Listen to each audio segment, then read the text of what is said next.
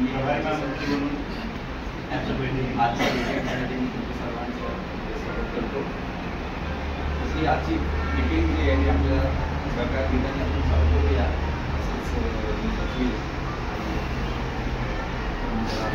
सरकारने म्हणतील ते समाज है आराध्य हमारा, समाज है आराध्य हमारा, सेवा है आराधना, सेवा है आराधना.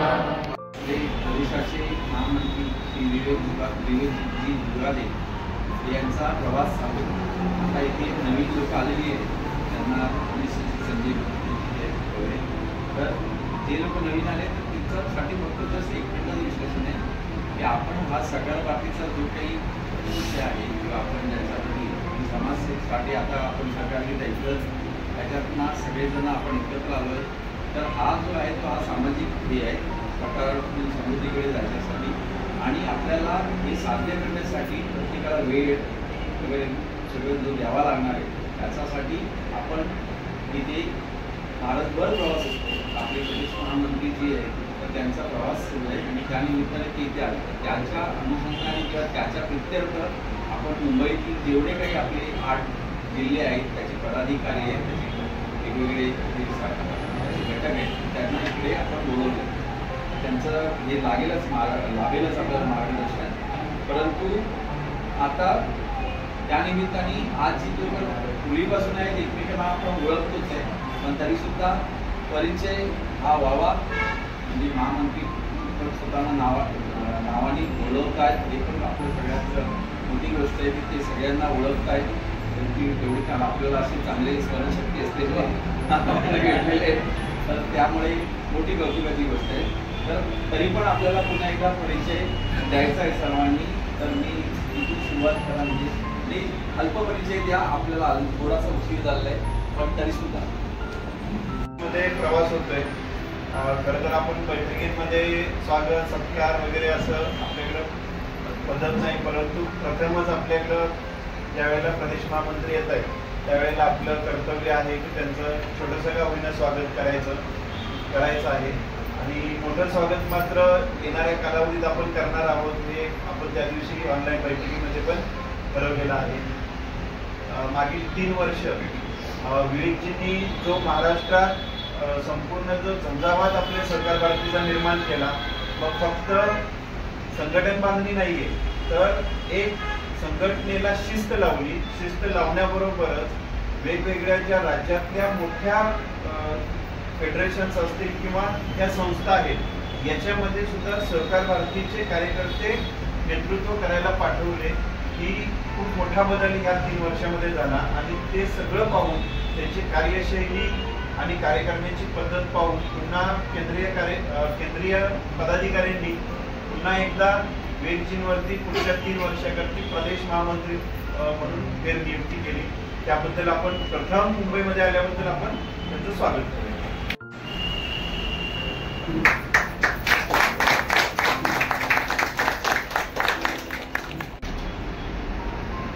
मी काल मुंबईत आलो सकाळी आणि काल कोकण विभागाचा पनवेलमध्ये एक बैठक होती. संपूर्ण कोकण विभागामध्ये त्यांनी जवळजवळ 14 जिल्हे केले आहेत. त्या 14 जिल्ह्यांची काल एकत्रित बैठक एक 125 कार्यकर्त्यांची त्या ठिकाणी दिवसभर झाली.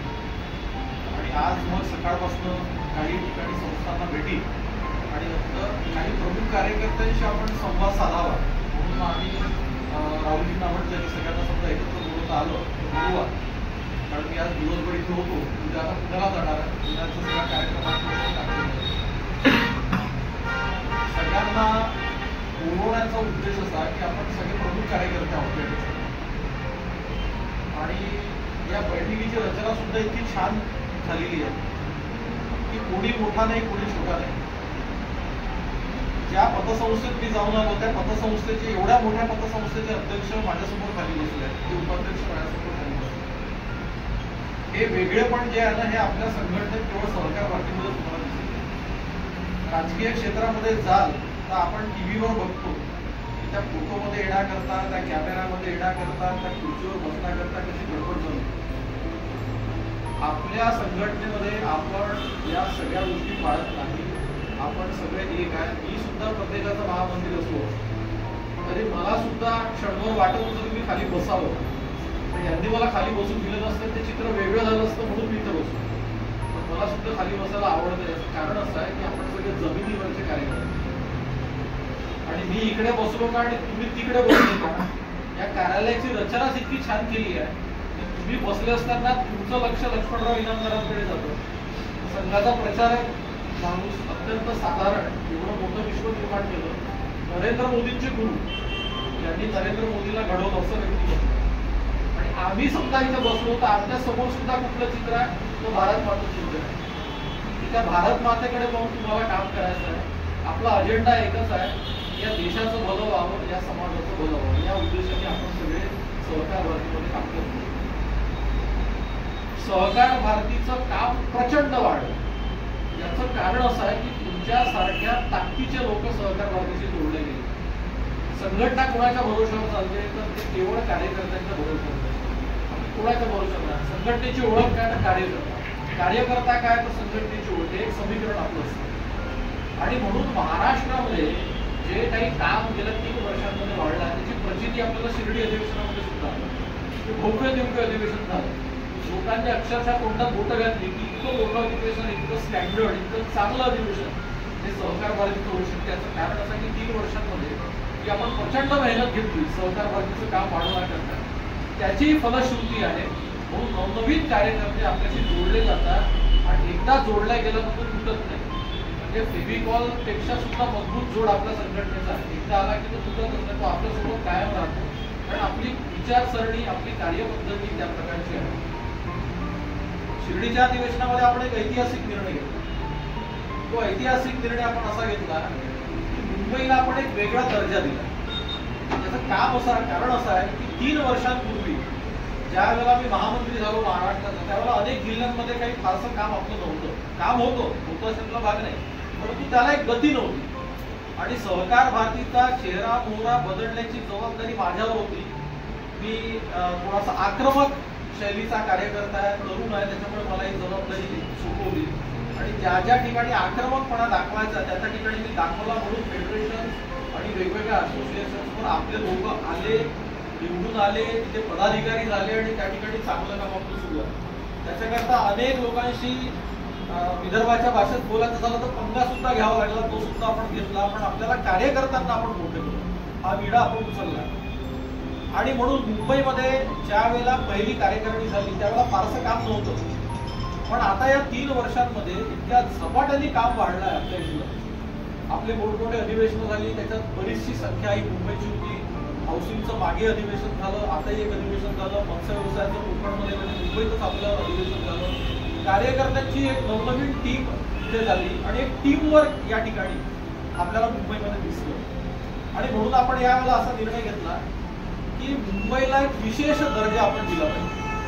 की जसं महाराष्ट्र एक आहे मोठा प्रदेश, तसं मुंबई, त्याला आपण प्रदेश म्हणणार नाही पण मुंबई एक वेगळं आपण देऊ. त्या मुंबईचा अध्यक्ष वेगळा असेल, त्या मुंबईचा महामंत्री वेगळा असेल, त्या मुंबईचा संघटन प्रमुख वेगळा असेल आणि सहसंघटन प्रमुख वेगळा असेल, अशी 4 आपण नियुक्ती केली. हे करताना सुद्धा वेळ देऊ शकणारे, ज्यांना या सहकार भारतीच्या कार्यामध्ये रस आहे, सहकाराचं ज्ञान आहे, ज्यांना मुंबईची माहिती आहे, असे दमदार नेतृत्व 4 जणांचं, ज्याच्यामध्ये राहुलजी आहे, जगदीशजी आहे, मंगेशजी आहे, संतोषजी आहे, या 4 लोकांना आम्ही केलं. आणि या 4 लोकांना मी फ्री हँड दिला की तुम्ही 4 लोक मिळून बसा आणि मुंबईचे किती जिल्हे झाले पाहिजे, त्या जिल्ह्यांची जबाबदारी कोणावर दिली पाहिजे, कोणाला आपण पदाधिकारी केलं पाहिजे, हे तुम्ही निवडा, हे नाव आणि आम्हाला सांगा. आणि मग त्या पद्धतीने त्यांची घोषणा करू, आपण मोठा कार्यक्रम घेऊ आणि त्यांना या सहकार भारतीच्या कार्यामध्ये आपण सामावून घेऊ. आणि म्हणून या सगळ्यांनी तुमच्या सगळ्यांची निवड या सगळ्या कार्यकर्ता केली आहे. आता निवड आपली कार्यकर्ता केली याचा अर्थ आपल्याला केवळ आपण पद घेतलं आणि घरी बसू असं होणार नाही. आपल्या इथे पद ही काही शोभेची वस्तू नाही आहे, हे आपण दायित्व म्हणतो. किंवा मला समजा प्रदेश महामंत्री म्हणून दायित्व दिलं आहे तर मी तुमच्याशी संवाद साधला पाहिजे, आलो पाहिजे, भेटलो पाहिजे, काम कसं वाढेल महाराष्ट्रामध्ये असा विचार मी केला पाहिजे. आणि म्हणून जवळजवळ महिन्यातले 10-12 दिवस मी बाहेर सतत फिरत असतो या सहकार भारतीच्या कामात. तशीच जबाबदारी जशी माझी आहे तशी तुमची येणाऱ्या काळात राहणार आहे. तुम्हाला कुठले दायित्व दिलं जाणार आहे या ठिकाणी अध्यक्ष सांगतील, महामंत्री सांगतील, संघटक प्रमुख सांगतील, आज मला माहिती नाही. परंतु सहकार भारतीचं काम करत असताना या 3 वर्षात मला जी काही जाणीव झाली आणि मला जे काही अनुभव झाले ते इतके जोरदार आहे की पुन्हा माझी महामंत्रीपदी नियुक्ती झाल्यानंतर मला अनेकांचे अभिनंदनाच्या फोन आलेच आले. परंतु सहकार भारतीमध्ये मला काम करायचं आहे, सहकार भारतीमध्ये मला कुठलं तरी दायित्व द्या, असे सुद्धा बरेचसे फोन आले.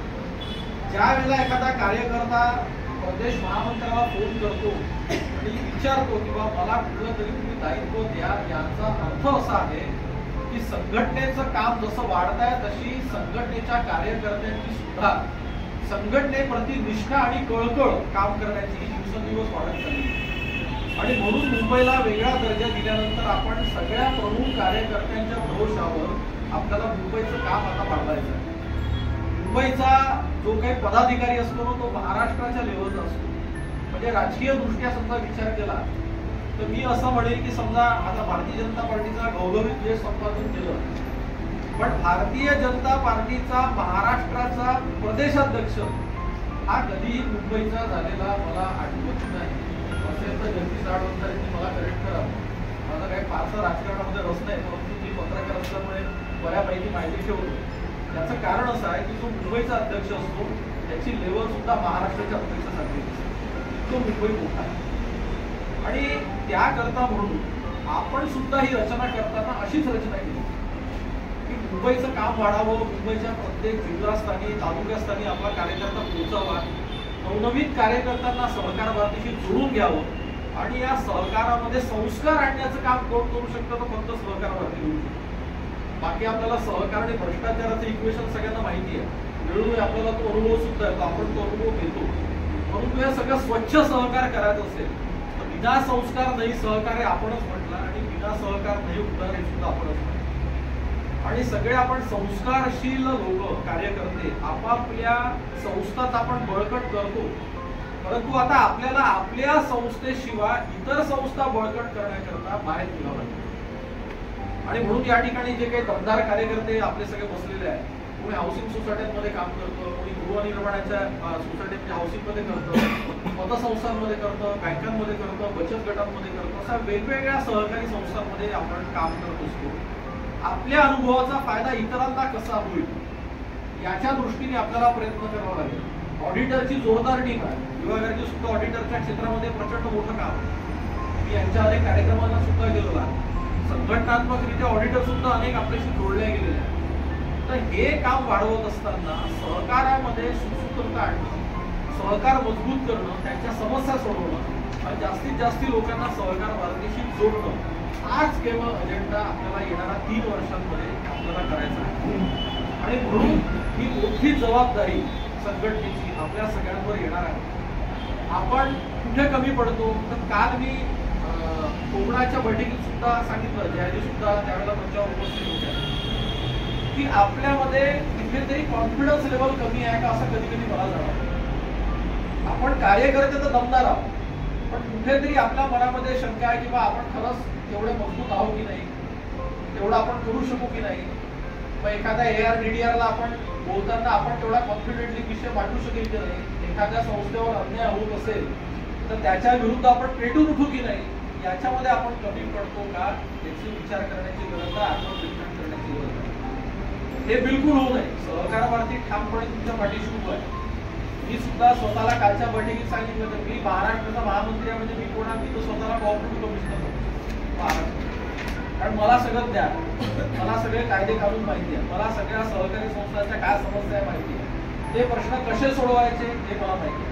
म्हणून आपणही कार्यकर्ते जे जिल्ह्याचे त्यांनी सुद्धा स्वतःला DDR AR गट विस्तार समजायला हरकत नाही.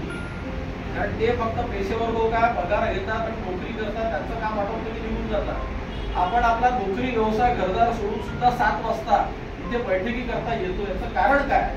त्याचं कारण असं आहे की आपल्याला एक क्षेत्र चांगलं करायचं आहे आणि आपण दमदार लोक आहोत, ही ताकद आपली आहे. आणि सगळ्यांनी समजा संघटित राहिलं तर निश्चितपणे मुंबईचं काम हे वाढवू शकेल.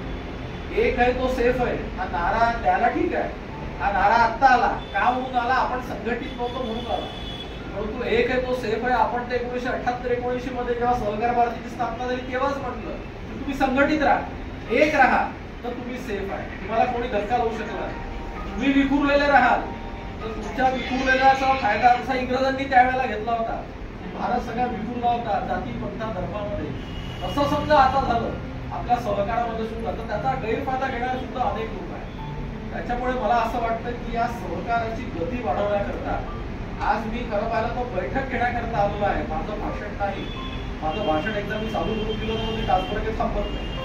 आणि असं आहे की मग मी बोलत राहिलं, तुम्हाला असं वाटतं बोलत राहिलं पाहिजे, पण ही बैठक आहे, हा कार्यक्रम नाही आहे. बैठकीमध्ये काय असतं टू वे राहिलं पाहिजे. मी तर बोलतोय पण तुमच्याकडे सुद्धा फीडबॅक आला पाहिजे.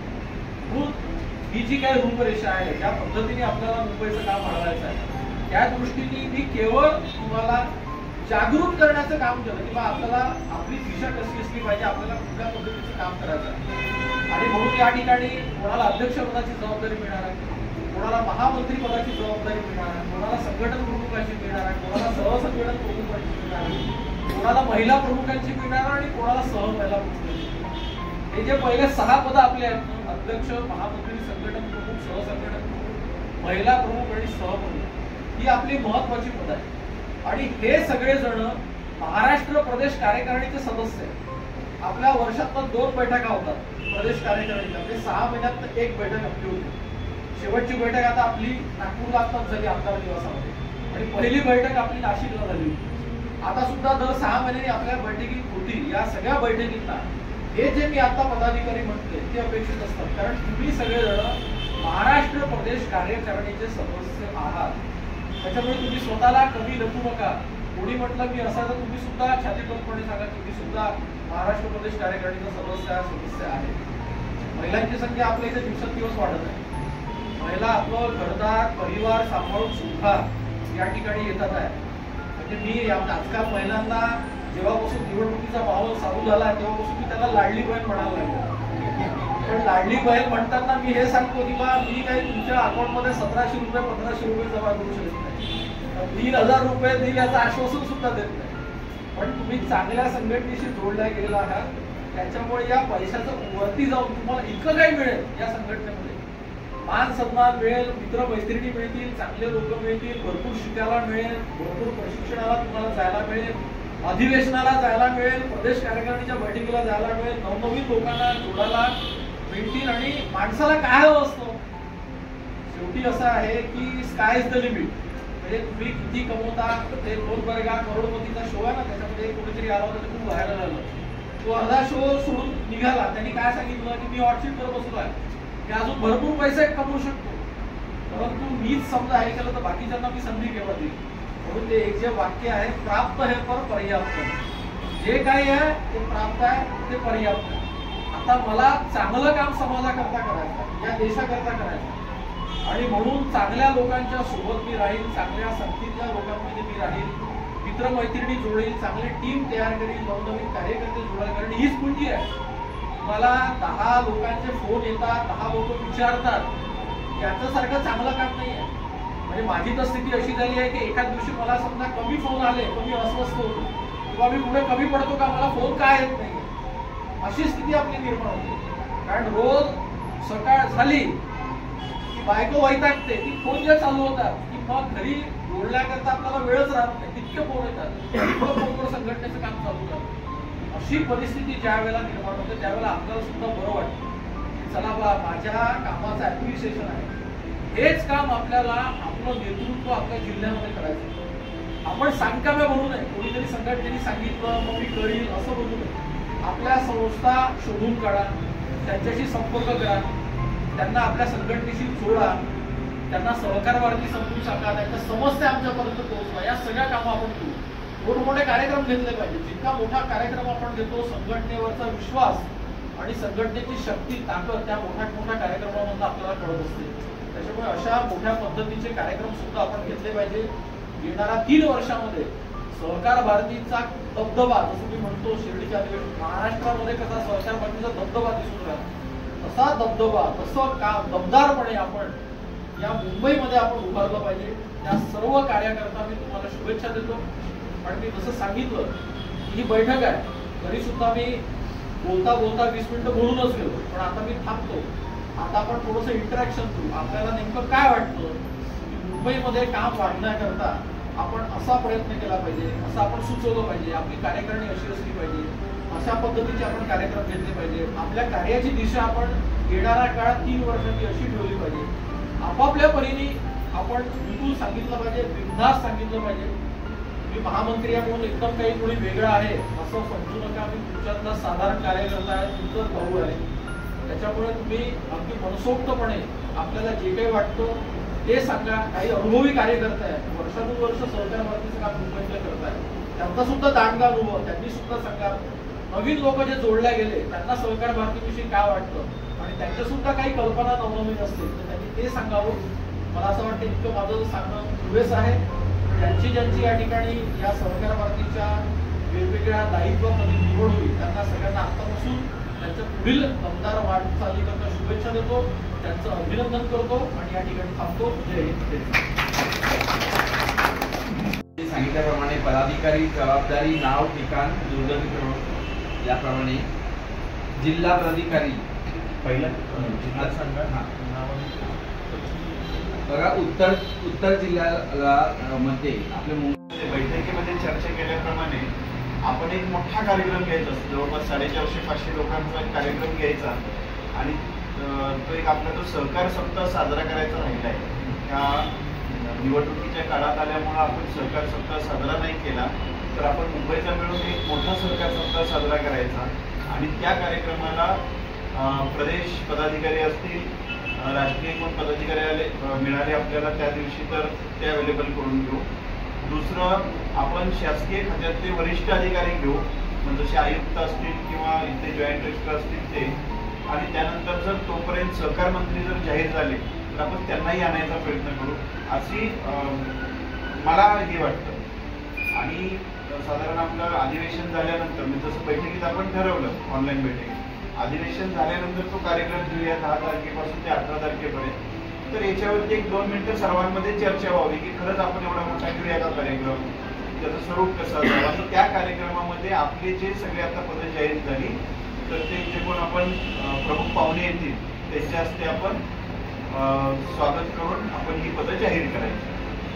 बरोबर ते 2-5 मिनिटं आपण घेऊ याच्यावरती. काय वाटतं? त्यांना आपल्या जिल्ह्याची कार्यकारिणी करावी लागेल, तर त्या दृष्टीने तयारी सुरू झाली आहे.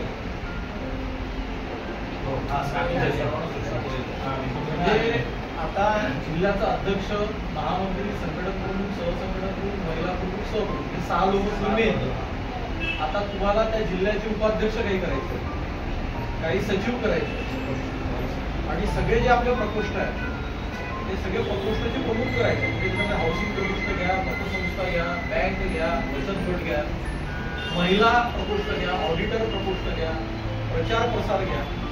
अशी आपल्याला प्रत्येक जिल्ह्याची कार्यकारिणी करायची आहे. त्याची संख्या किती असली पाहिजे हे तुम्ही ठरवा. म्हणजे किती कार्यकर्त्यांना तुम्ही जोडून देता आणि करता. आता मी नागपुरात आम्ही कार्यकारिणी केली. नागपुरात आम्ही 2 भाग केले, एक ग्रामीण केला, एक नागपूर केला. आम्ही नागपूर शहराची 85 जणांची कार्यकारिणी. तसंच आता नागपूरची ग्रामीणची सुद्धा तशीच होणार आहे. तर कुठेही कार्यकारिणीची संख्या 40 आहे, कुठे 50 आहे, कुठे 30 आहे, कुठे 25 आहे, वेगवेगळी. पण कार्यकारिणी करताना आपण जे कार्यकर्ते शोधतो ते कमीत कमी बैठकांना आले पाहिजे, कार्यक्रम असले तर ते फिरले पाहिजे.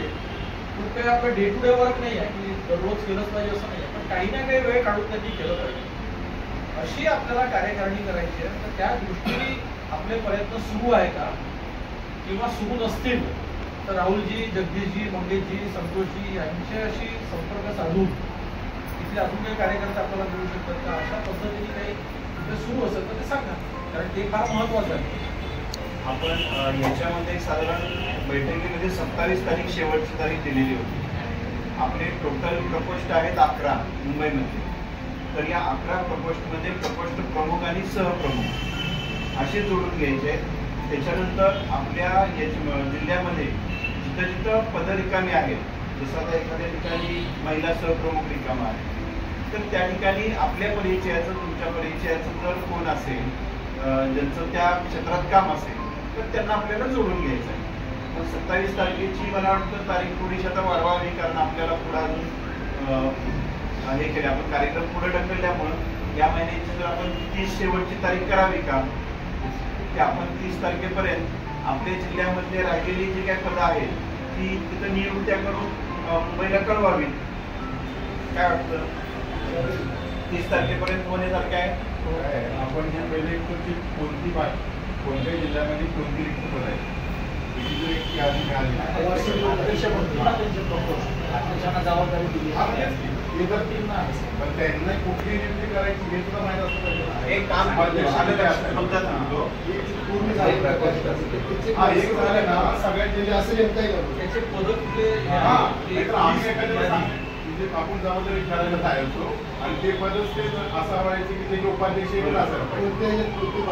आपण असं करूया, उद्या सर्वांना प्रत्येक जिल्ह्याच्या अध्यक्ष आणि महामंत्र्यांना मुंबईतून यादी येईल की तुमच्या जिल्ह्यामध्ये ही पदं भरलेली आहेत आणि याच्या खाली कोणती कोणती रिकामे आहेत. म्हणजे हे प्रकोष्ठ पण लिहून, आता बऱ्याच जणांच्या लक्षात प्रकोष्ठ पण येणार नाही.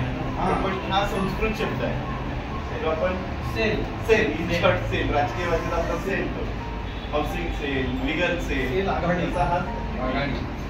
तर आपण हे मी उद्या टाकतो.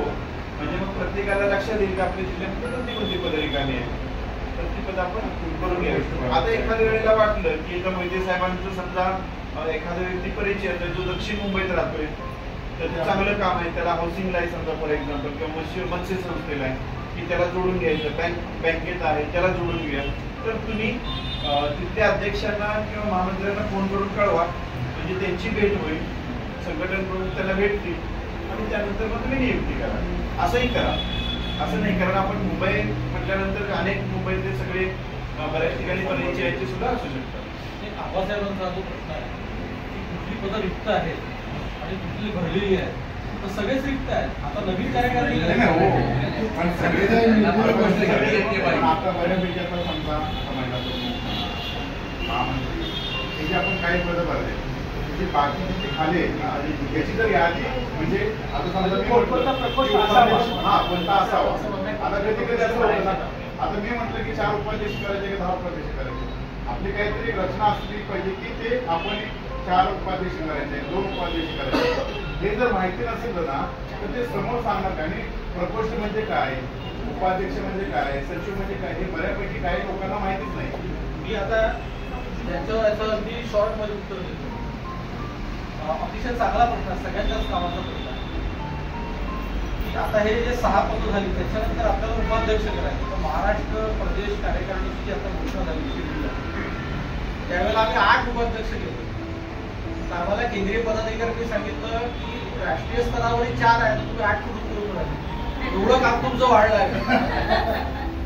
तुम्ही खिरापदा वाटून राहिले प्रत्येकाला, आला ते उपाध्यक्ष, हा मोठ्या बँकेचा अध्यक्ष, ते याला उपाध्यक्ष. मग आम्हाला ते कळलं त्याचं महत्व. पण मग आम्ही भांडून 4चे 5 करून दिले. तर मला असं वाटतं की जिल्ह्यांमध्ये कमीत कमी म्हणजे जास्तीत जास्त, आपण आता कमीत कमी या शब्द नाही वापरू, जास्तीत जास्ती 4 उपाध्यक्ष, जास्तीत जास्ती 4 सचिव, ठीक आहे.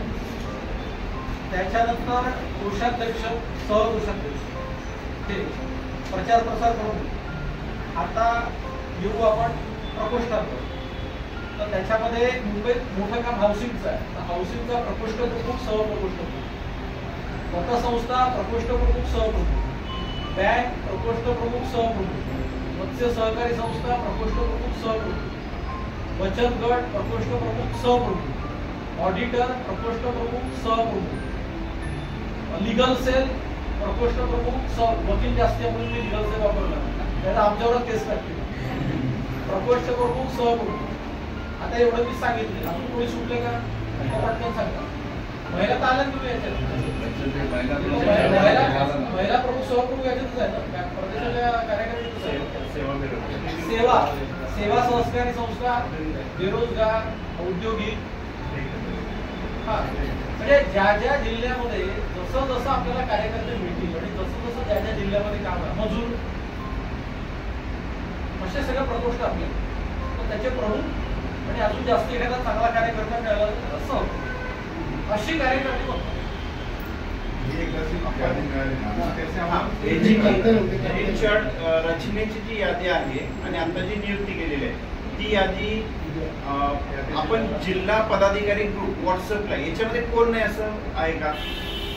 जिल्हा पदाधिकारी ग्रुप माझ्या नॉलेज प्रमाणे सगळे आहेत. नवीन आहेत, तुम्ही एक नाही आहात अजून, तुम्ही एक नाही. म्हणजे अजून आपण जबाबदारी दिली नाही म्हणून त्यात ऍड केलेलं नाही. बाकी ज्यांना जबाबदारी दिली ते मला वाटते सगळे आहेत जिल्हा पदाधिकारी ग्रुपमध्ये. तर त्या यादीमध्ये आपण पूर्ण मुंबईची कन्सोलिडेटेड लिस्ट टाकतो. म्हणजे त्याच्यात काय होईल की नाव आणि त्याचा फोन नंबर येईल. जसं आता मोहिते साहेबांना समजा उत्तर मुंबईमध्ये एखाद्या कुणाला संपर्क करायचा आहे तर ते तिथे करू शकतात, किंवा थेट तुम्ही आपले ज्याला कुठं संपर्क नाही होत तर त्यांनी संतोष सुर्वे आहेत, जगदीशजी लाडवंदे आहेत, आपले संघटन प्रमुख, सहसंघटन प्रमुख, संपर्क करायचा. एक झालंय. आणि प्रत्येक अध्यक्ष आणि महामंत्र्यांना जिल्ह्याच्या सेपरेट यादी पाठवू तेवढ्या जिल्ह्यात असं करता येईल. जिल्ह्याला अकाउंट ओपन करायचं आहे. म्हणजे ज्या वेळेला आपण काही कार्यक्रम राबवू, प्रशिक्षण घेऊ, प्रशिक्षणाच्या माध्यमातून निधी उभा करू कार्यक्रमाच्या, तर त्या अकाउंटमधून आपल्याला इतर काही कार्यक्रमाकरता खर्च करता येईल. तर आपण त्याच्या बाबतीत आपण आपली ज्या वेळेला कार्यशाळा असेल त्यावेळेला त्याच्यामध्ये सविस्तर माहिती दिली पाहिजे. अभ्यास वर्ग असेल त्यावेळेला माहिती दिली जाईल. दुसरं ते सगळं आपण अभ्यास वर्गात चर्चा करू त्याच्यावर, इथं आता नको चर्चा. दुसरं त्यानंतर कोषाध्यक्ष म्हणून पण आपण एक जबाबदारी आहे ती एकच आहे. तर ते रचनेमध्ये येईलच, परंतु जेवढे कमीत कमी म्हणजे आता समजा 2 उपाध्यक्ष आहेत, ज्या वेळेला आपण पद देऊ त्यावेळेला थोडंसं त्या व्यक्तीबद्दल थोडीशी माहिती घेऊन सुद्धा आपण दायित्व देऊया. कारण सहकार भारती म्हटलं की आपली शासकीय पातळीवरून ते संस्थांपर्यंत सगळ्यांमध्ये एक चांगली इमेज आहे. आपल्या संघटनेची इमेज एखाद्या व्यक्तीमुळे खराब नाही झाली पाहिजे हे सुद्धा काळजी घेणं आपलं दायित्व आहे, आपलं कर्तव्य आहे. त्यामुळं सुरुवातीला आपल्या जिल्ह्याच्या कमिटीमध्ये डिस्कशन करा आणि त्यानंतर जर आवश्यकता वाटली तर मुंबई पदाधिकाऱ्यांशी डिस्कशन करा. आणि आमच्याकडे काही नावं आहेत त्या जिल्ह्यातली, ती आम्ही रिकमेंड करू. आपण त्यांची जे डिस्कशन करा त्यांच्या नियुक्ती करून घ्या. त्याचा अधिकार तुम्हाला जसं प्रदेश स्तरावर मुंबईमध्ये कोण पदाधिकारी राहिलं पाहिजे त्याचा अधिकार जसं प्रदेशाला आहे, तुमची नियुक्ती करण्याचे अधिकार या लोकांना आहे, तसंच तुमची कार्यकारिणी नियुक्तीची करण्याचे अधिकार पूर्णपणे तुम्हाला आहे. परंतु हे करत असताना या लोकांशी डिस्कस याच्याकरता करायचं की त्याच्यामध्ये ओव्हरलॅपिंग होऊ नये किंवा चुकीचं एखाद्या वेळेला नाव घेऊ नये, त्याची वेगळी माहिती वेगळ्या लोकांजवळ असते. ही काळजी दक्षता सगळी घ्या, पण जास्तीत जास्त लोकांना या कार्यकारिणीमध्ये तुम्ही इन्व्हॉल्व करू, म्हणजे आपलं संघटनेचं काम थोडं वाढेल, चांगलं काम.